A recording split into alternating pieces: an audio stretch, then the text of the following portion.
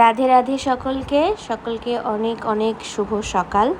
তো আজ তো 11ই জুন, স্নানযাত্রা জগন্নাথ দেবের। আমি হঠাৎ করে আমার কাছে এই ভিডিওটা করা ছিল, তো হঠাৎ আমার মনে হলো যে জগন্নাথ দেবেরই তো আরেক রূপ আমাদের কানহাজি, লালাজি। তো সেই কারণেই ভিডিওটা আজকে শেয়ার করছি। তো আমি বেশ কিছুদিন আগে গোপালজিকে একটা এরকম স্নানের একটা ছোটো মতন একটা ক্লিপ আমি করে রেখেছিলাম। সবসময় তো করা হয় না, সেদিন করেছিলাম, তো সেটাই আজকে শেয়ার করছি সবার সাথে।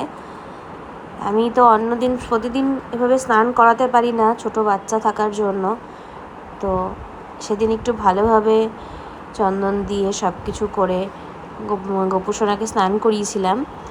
দেখো, আমি স্নান করানোর জন্য তো প্রথমে গোপুসোনাকে ঘুম থেকে তুলে দিয়ে, কানের দুলটা সেভাবে খুঁড়ি না সবসময় আমিও, সেটা ওর থাকেই গলায়। চন্দন দিয়ে প্রথমে গায়ে একটু ভালো করে মালিশ করে দিই, তারপর এখানে একটা প্লেটের মধ্যে রেখেই স্নানটা করাই, কারণ আমার গোপুসোনা একদমই ছোট্ট। আমার ছেলের ভাই বলে আমার ছেলে ওকে। তো তারপর ফুল দিয়ে তারপর আমি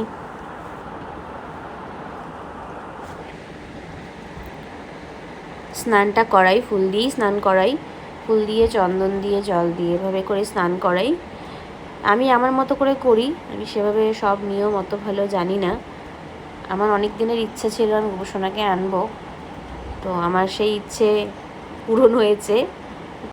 সবাইকে ভালো রেখো গোপুসোনা, তুমিও খুব ভালো থেকো। আজকের মতো ভিডিওটা এটুকুই। চলো, আবার অন্য দিন দেখা হবে অন্য একটা ভিডিওতে। টাটা।